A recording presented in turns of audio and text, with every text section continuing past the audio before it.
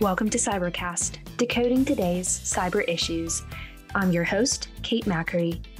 Today's episode is the last in our CyberCast Ransomware Miniseries. Throughout the series, we've heard from the Defense Department Cybercrime Center, the Labor Department, the FBI, and the FDA about ransomware trends and strategies for defending against ransomware attacks.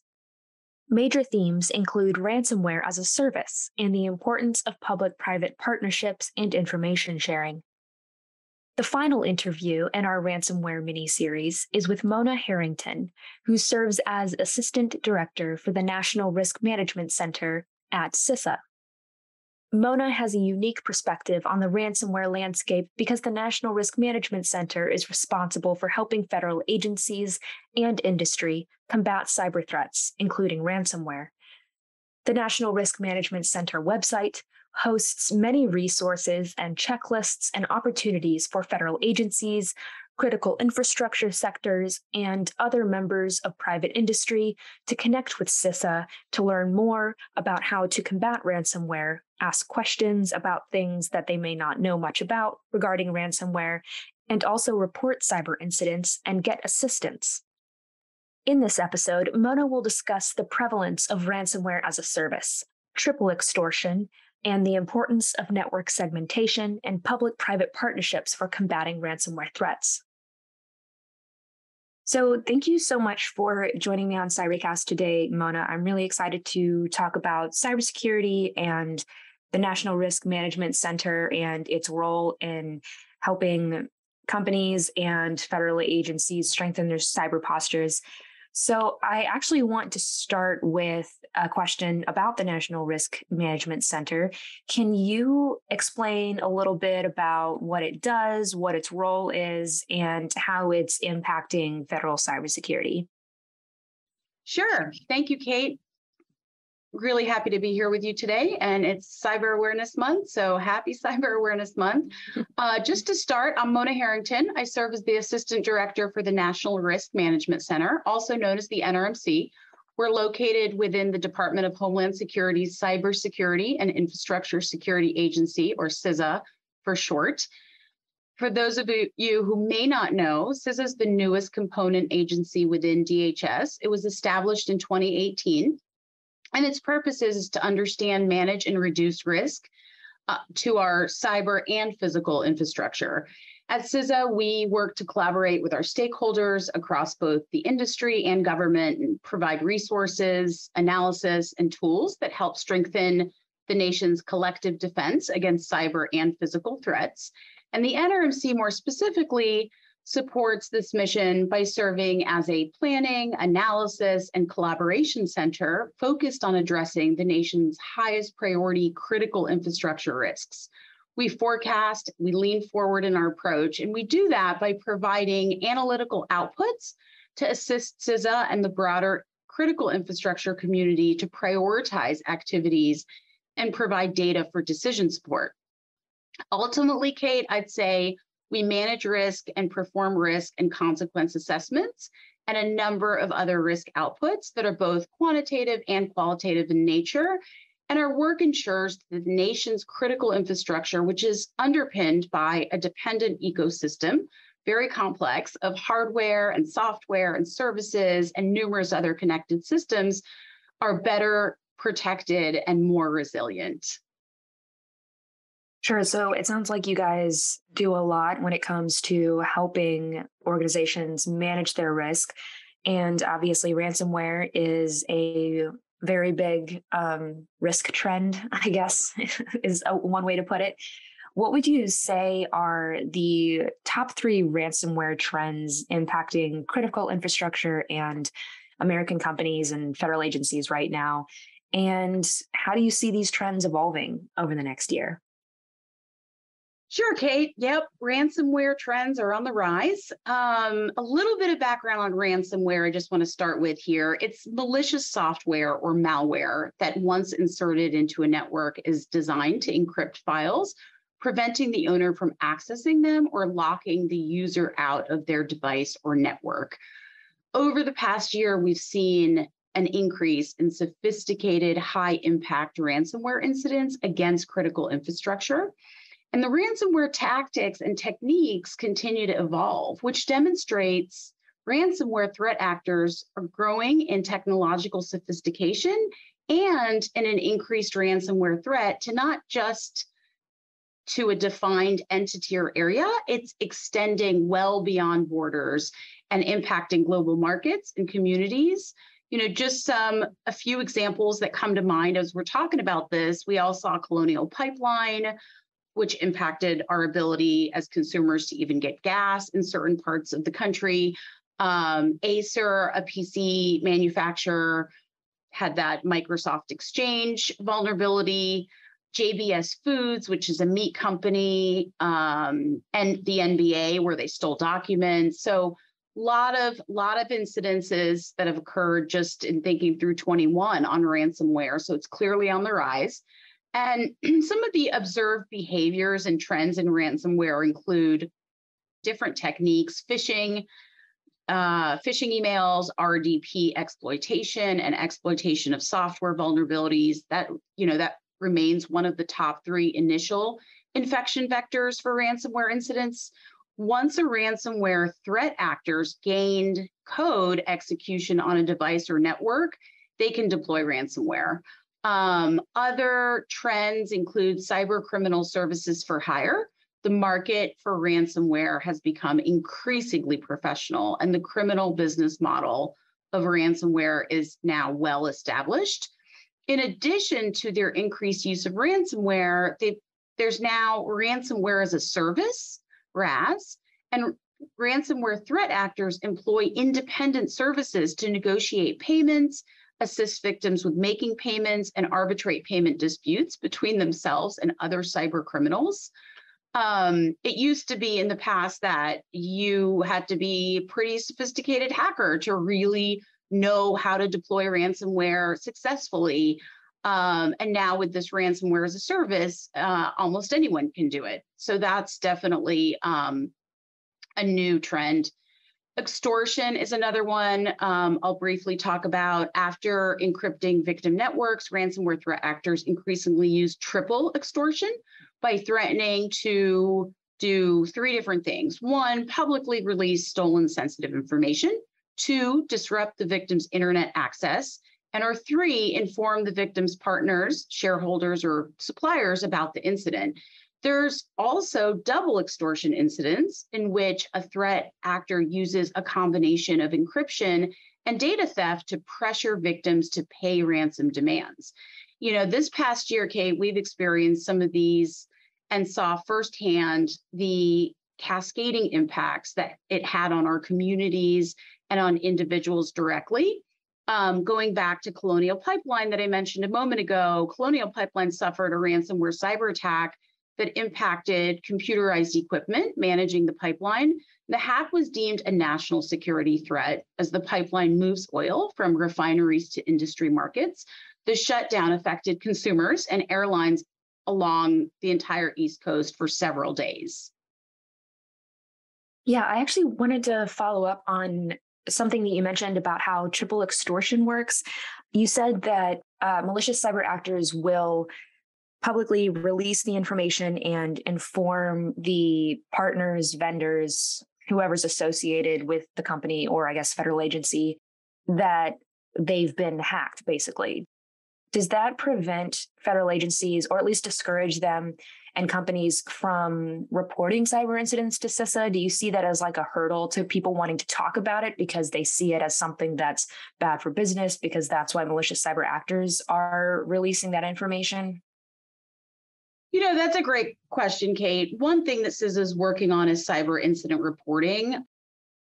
I don't know that it discourages the reporting, but I think what CISA is really focused on is leaning forward and having that collaboration with the private sector. The public-private partnerships are so critical for our success. And the more information that's reported to us around these incidents, the more we can share and collaborate and lean forward and make a difference and study and analyze those trends so that we can provide good information to help secure these networks. So I think, it's an area we're maturing in, and those public-private partnerships are key. Sure. So, given the heightened activity with ransomware that you were just describing, how does the National Risk Management Center play a role in helping to mitigate some of these threats? Yeah, sure. So ransomware is clearly a complex, cross-sector, multilateral, and global challenge.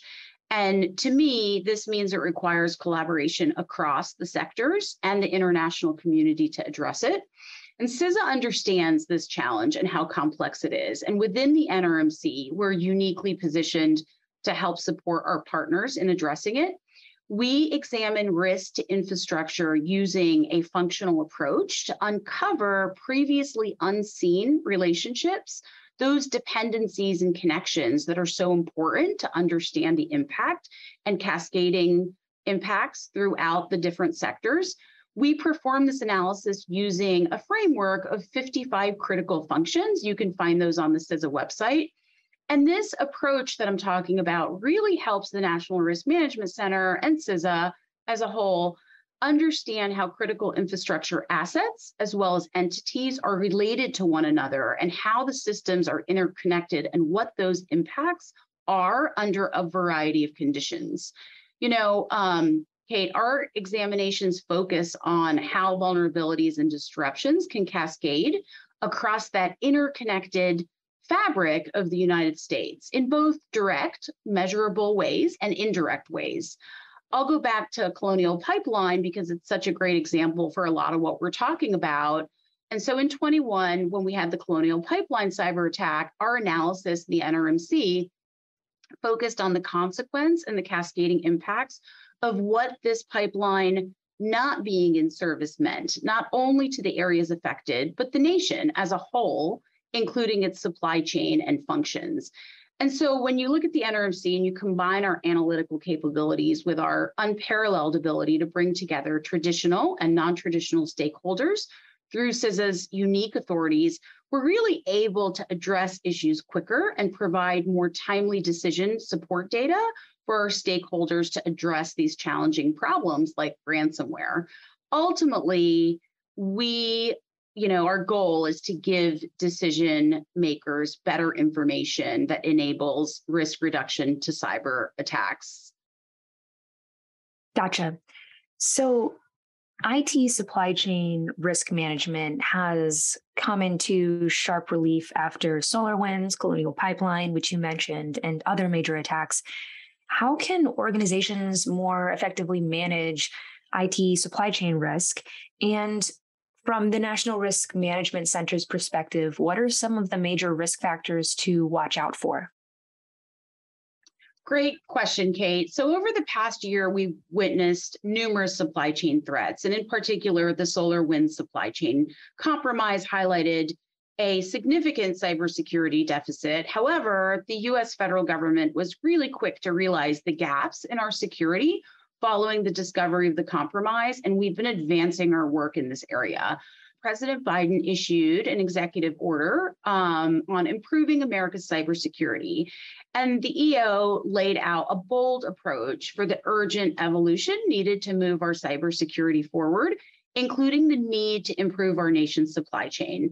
The need to improve our nation's supply chain security was also highlighted in an earlier executive order released by POTUS last year, contemplating additional actions to strengthen the resilience of our nation's supply chains. So when it comes to supply chain security, we know that not all software is created equal. Some software or uses of that software introduce particularly critical dependencies or trust relationships. And we also know that there's no one simple solution to preventing a sophisticated intrusion like SolarWinds, which is why working alongside industry and being really proactive and taking an innovative approach to meet the complexity of the threat is so critical to our operation. Gotcha. So this is also pretty closely related to 5G cybersecurity concerns, the concept of IT supply chain risk management. Can you discuss the 5G aspect here? Yeah, sure. So 5G is, with faster connectivity and ultra low latency, greater network capacity, 5G is redefining the operations of critical infrastructure activities from the plant floor to the cloud. It is enabling large scale connections, capabilities, and services that pave the way for smart cities, robotic surgery, autonomous vehicles, and other emergent technologies. However, these capabilities also make 5G networks an attractive target for ransomware attacks. So criminals and foreign adversaries can exploit these networks for valuable information and intelligence and even global disruption. And that's why 5G has been a primary focus of ours during the last several years, Kate, particularly when it comes to the ICT supply chain as it relates to trusted componentry. So in a properly configured and deployed 5G architecture, it's difficult for ransomware to spread. And we at CISA are focused on collaborating with our stakeholders, federal, state, and local government partners, as well as the private sector and our international allies to really promote the sharing of cybersecurity best practices and mitigations within 5G networks. Gotcha. So, given the prevalence of cybercrime, such as ransomware, over the last couple of years, how do you help organizations become more aware and reduce their risk, especially as the probability of being hacked has gone up so high that you're basically guaranteed to be a victim of a cybercrime at this point? Thanks, Kate. Yeah, it's not if, it's when, right? So this is a great time to be talking about this, and I'm really happy to be here with you today. Again, it's Cyber Awareness Month, so it's a great time for organizations to get involved and become more aware of cyber threats. And, really, we want to get the message out there to let organizations know that there are some simple steps they can take to strengthen their networks. We encourage our partners in industry organizations to our line this year for this month for cybersecurity awareness is see yourself as a part of the solution. That means putting operational collaboration into practice, working together to share information in real time and reducing risk and building resilience from the start to protect America's critical infrastructure and the systems that Americans rely on every day. And cybersecurity obviously poses one of the biggest challenges to our national security today, and everyone has a role to play in increasing our collective cybersecurity baseline. At CISA, we look at cybersecurity as a team sport. So everyone's got to recognize their important role on the team. And, we recognize that all while we want the best defenses, availability of funds can sometimes be an issue, especially for state and local governments or small and medium-sized businesses constrained by smaller or limited operating budgets or fewer IT or cyber staff that are available to really think through how to address potential vulnerabilities. And so at CISA, recognizing these challenges in support of our partners, we offer a lot of voluntary program services and products, including cybersecurity risk management and resilience services and tools. We offer technical assistance to organizations upon request and expanded information sharing capabilities to really improve situational awareness of threats and vulnerabilities, incidents, mitigation, and also recovery actions. And all of these things can be found on the CISA.gov website as services that organizations can tap into to really become both more aware and to reduce their risk. Gotcha. So recently, CISA Director Jen Easterly said that CISA's Shields Up campaign is here to stay due to the intense cyber climate. And you were talking about how cybersecurity is a team sport. So how are you working with organizations to help them maintain a strong and vigilant Shields Up posture without becoming complacent, especially as cybercrime seems to only be continuing to ramp up and organizations may be starting to feel some degree of, cyber fatigue? Yeah, Kate, that's a really great question. Shields Up has been a wonderful campaign to encourage all organizations, regardless of size, to adopt a heightened posture when it comes to cybersecurity and protecting their most critical assets. That said, completely recognizing that it's natural for vigilance fatigue to set in. We know firsthand what it takes to be on high alert always. That's why we've been talking about the new normal and shifting left and leaning forward and diligently supporting organizations of all sizes in adopting and managing a constant state of shields up defense. So, in addition to the services I mentioned earlier, CISA has established a catalog of free services from government partners, the open source community, and the catalog of free services and all of our Shields Up guidance can be found on CISA.gov. So it's a constant state. It's really a new normal, to your point, and we're just going to be regularly releasing important information on that page. Sure. So my last question for you today is, what were some of the lessons learned from the Colonial Pipeline ransomware incident? And how is the National Risk Management Center using these insights to help organizations better defend against ransomware attacks? Yeah, sure, Kate. Lessons learned are always important. So some of the things I can mention here that I think are relevant. We need to continue to emphasize the importance and effective network segmentation between IT and OT systems so that when the next ransomware attack occurs, the system operators can feel confident that the attack will not present a threat to the human, environmental, or economic security of the company or its customers. Additionally, it showed us that the importance of having objective assessments conducted on a company's system so that outside observers can catch vulnerabilities and recommend mitigations before an incident occurs. It also showed us that a response to a cyber incident should not be focused solely on the restoration of the impacted systems. How we communicate the crisis to the public is critical, and ensuring that the public responds to the threat in a measured and logical way is critical to effectively managing the response. When it comes to helping organizations reduce risk to cyber threats like ransomware, we also recognize it is imperative that organizational leadership be engaged in the cybersecurity decisions being made across their organization. Also want to say, we encourage organizations to work towards building an enterprise that can contain an incident, not just prevent it, develop a plan and maintain and perform regular tests of that plan to include restoring from backups and having visibility in your network by leveraging your forensic tools. And also, it's important to implement a culture of security from within. It's critical to require that your outside vendors employ strong IT security, ensuring their supply chains are secure. Outside vendors should be just as secure, if not more secure, than within the organization. And that takes communicating often and having mechanisms with your third-party vendors or service providers to verify that, in fact, they are employing the security measures that are required.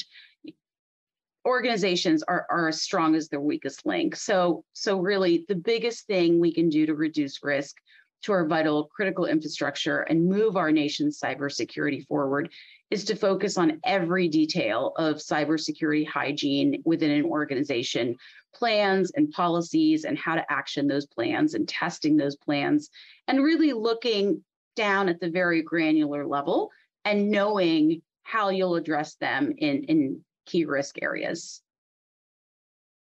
Yeah, I have one quick follow-up question before wrapping things up. You mentioned network segmentation being really important. Do you see a zero trust approach to cybersecurity as helping to facilitate the kind of network segmentation that you're talking about to limit damage when someone's hacked? Absolutely. There are a number of different network configurations and different cyber hygiene, network resilience type configurations that you can put to try to mitigate risk when it comes to emerging threats and vulnerabilities. Zero trust is really important. Configuring a network in a way that allows for that robust resilience up front is going to be incredibly helpful in securing your security posture in an organization. Absolutely. Awesome. Well, I don't have any more questions at this point. Is there anything else that you wanted to add about ransomware trends or Cyber Awareness Month before we finish up? No. Thank you so much for your time. I think we covered a lot of ground. I really appreciate talking to you today. Awesome. I really appreciated talking to you as well. I'm so glad we were able to make this happen. Yeah, and I'm looking forward to hearing more from CISA in the coming months about how to manage risk and seeing all of the great materials that the National Risk Management Center puts out. Absolutely. Thank you, Kate. If there's one takeaway from the CyberCast Ransomware Miniseries, it's that cybersecurity is a team sport, and there are numerous resources available from federal cyber leaders to strengthen cyber defenses. To get deep analysis and insider perspectives on what's trending in federal cybersecurity, subscribe to and follow CyberCast, and visit our website at GovCIOmedia.com. I'm your host, Kate Macri. Thank you for listening.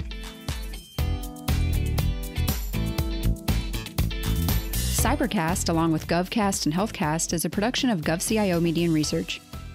For more podcasts and to check out the other shows, head to govciomedia.com. Watch out for new episodes released every Tuesday and Wednesday across our shows. You can follow all of them in your favorite podcast platform, and if you like what you heard, make sure to let us know by leaving a review. And if you have any topics you think we should look into, contact us at newsletter@gcio.com.